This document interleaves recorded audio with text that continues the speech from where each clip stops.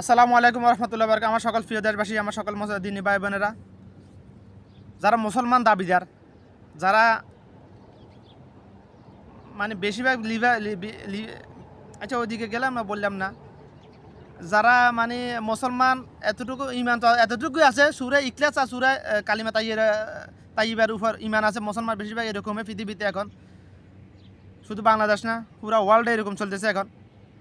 অর্থাৎ একটা আজকে দিনটা চলে গেছে, কিয়ামত একদিন সামনে এসে গেছে, আমার জন্য কবর একদিন সামনে চলে এসেছে। মানুষের ইমান কমতে থাকবে শুধুমাত্র, যত দিন যাবে ইমান শুধু কমতে থাকবে। ইমান তো কমতে কমতে কমতে যখন একেবারে বাঁচবে না, তখন ইমাম মাহাদি আসবে, ঈসা আলাইহিস সালাম আসবে। যে ইমান যখন একেবারে সামান্য বাঁচি থাকবে, তখন আল্লাহ পাকের নির্দেশে আবার বলি দাজ্জাল আসবে পৃথিবীতে 40 দিন শাসন করার জন্য। মানুষের ইমান কিয়ামতের পূর্বে শেষবারের মতো পরীক্ষা করার জন্য। যার কলবে যারা পরিমাণ ইমান আছে,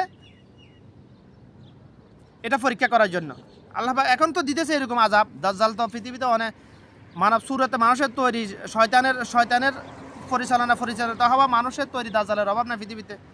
আপনার মোবাইলে অনেকগুলো সফটওয়্যার দাজ্জাল, মোবাইলটাই দাজ্জাল। মোবাইল যার নামে রসুল্লাহ হইতে পারে, যার নামে রসুল্লাহ হইতে পারে। যে রাস্তা ধরবে আর সেই রাস্তা আল্লাহ তার জন্য সহজ করে দিবে।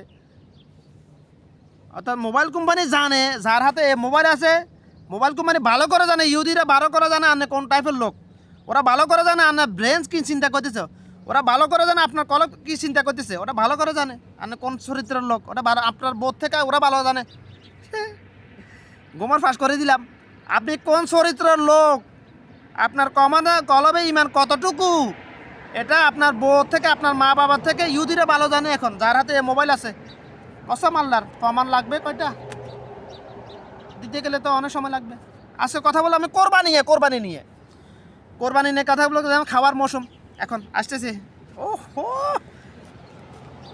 খাইতে মজা, চুলকাতে মজা, তবুও খাবো গরুর গোস্ত। হালাল ছাড়বো না, ছাড়বো কেন? মুসলমান হালাল ছাড়বো কেন? হারাম তো ছাড়বোই না, এমন মুসলমান আজকে। আবার বলছে মুসলমান হালাল কেন, এটা হালাল ছাড়বো কেন? খাবো, চুলকাবো। বেগুন খাইতেও মজা, চুলকাতেও মজা। বেগুনের মধ্যে অ্যালার্জি নাই, যার ভিতরে অ্যালার্জি বেগুনের, খালি অ্যালার্জি হয় তার দোষ, তার বেগুনের দোষ নাই। গরু গোস্তের মধ্যে চুলকানি নাই, অ্যালার্জি নাই। যার ভিতরে অ্যালার্জি আছে তার গরু গোস্ত দেখতে চুলকায়। আমার আমার আমার আমার অ্যালার্জি আছে, গরু গোস্ত অ্যালার্জি হয়ে গেছে। অর্থাৎ হাই প্রোটিনযুক্ত খাবারে অ্যালার্জি বেশি হয়। যাদের অ্যালার্জি হয় তারা যখন হাই প্রোটিনযুক্ত খাবার খায়, যেমন গরুর গোস্ত, চিংড়ি মাছ, কাঁকড়া, এগুলো খেলে তাদের সাথে সাথে 5 মিনিটের মধ্যে অ্যালার্জি শুরু হয়ে যাবে, চুলকানি, শরীর লাল হওয়া শুরু হয়ে যাবে। যার মধ্যে অ্যালার্জি আছে সে আমার কথা বুঝতে পারবে। তো অ্যালার্জি গরুর গোস্তের মধ্যে নাই, অ্যালার্জি কোরআন হাদিসের মধ্যে নাই।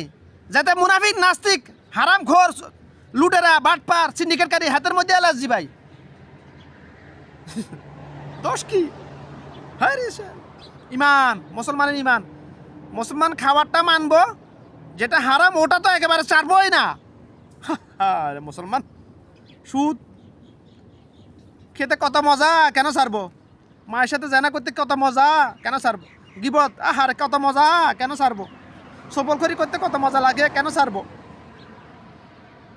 কুল্লু হারাম, হারামে আকবার, আল্লাহর কসম, কুল্লু হারামে আকবার।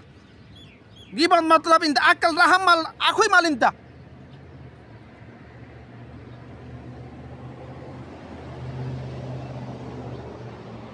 রক্তের সম্পর্ক ছিন্ন করা হারাম, কিন্তু ছিন্ন করতে কি মজা লাগে, টাকা খরচ হয় না। মানুষের বাড়িতে বেড়াতে গেলে টাকা লাগে, হোল্ডাবরি নেওয়া লাগে। শ্বশুর বাড়িতে গেলে যাইতে নেওয়া কি মজা লাগে। শাশুড়ি কি আদর করে, আরে আরে শাশুড়ি আদর করে হোল্ডা দেখে। ভাই হোল্ডা দেখে, শাশুড়ি দেখে তোমার আদর করে, তোমার হোল্ডা দেখে তোমার আদর করে। হোল্ডা ছাড়া 6 মাস যাই দেখিও শ্বশুর বাড়িতে, তারপর দেখবে শাশুড়ি কি বলে, জামাই আপনি যাবেন কখন বাড়িতে? আপনার বাড়িতে কামকাজ নাই? আপনার কি চাকরি বাকরি নাই? আপনার কি ছুটি কয়দিন? দেখবে শুধুমাত্র মা, পৃথিবীতে শুধুমাত্র মা আর বাপ হোলটা দেখে আদর করে না। একটা খাজুর বাজার থেকে আসছে, যদি একটা খাজুর নিয়ে আসো মার জন্য, ওহ মা কত খুশি, আমি একবার আঙ্গুর বাজার থেকে আঙ্গুর আনছিলাম, তখন আমি মানে ইলেকট্রিকের কাজ শিখতেছি।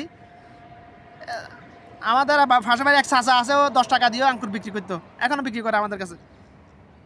অর্থাৎ বাজারে গিয়ে দুই খাইতাম। একদিন উঠলো বাবার কথা মনে উঠলো, বাজারে 10 টাকার না 20 টাকার আঙ্গুর কিনে আনি বাপের দুই দিছিলাম। আহারে বাপ কি খুশি হয়েছে, এটা বয়ান করার ক্ষমতা নাই। আজকে না প্রায় 14 বছর আগের কথা বলতেছি, আজকের কথা না। 14 বছর না, প্রায় 12 বছর আগের কথা বলতেছি, আজকের কথা না। তো মা বাপকে খুশি করতে হোলটা বড়ি নেওয়া লাগে না রে ভাই, শুধু মুখের মিষ্টি কথা আর একটা খেজুরে যথেষ্ট।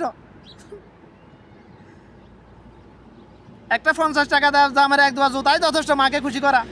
500 টাকা দামের একটা শাড়ি যথেষ্ট, কিন্তু বউকে খুশি করতে 5000 টাকা দামের শাড়ি দিয়েও পারবে না। শাশুড়িকে খুশি করতে 10,000 টাকা দামের শাড়ি দিয়ে পারবে না। দরকার ওগুলো অপশনাল। মা বাবারটা বাধ্যতামূলক, ফরজে আইন। আবেগে কথা বলতেছি না, যেটা মানি না ওটা বলি না। আমার কথাগুলো শুনলে চুলকানি কার হবে? যাদের মধ্যে অ্যালার্জি আছে, যারা মানে না এগুলা, তাদের চুলকানি শুরু হবে। আমার কিছু তো আসে না, কথা কি আমার? কথা তো আমার আল্লাহর। যদি আমার কথা যদি পছন্দ না হয়, যার কথা তার সাথে বুঝে গেছা, মরার ফলে তার সাথে বুঝিস তোরা, আর কিছু বলতে পারবো না। তো কোরবানি নিয়ে কথা বলছিস, কোরবানি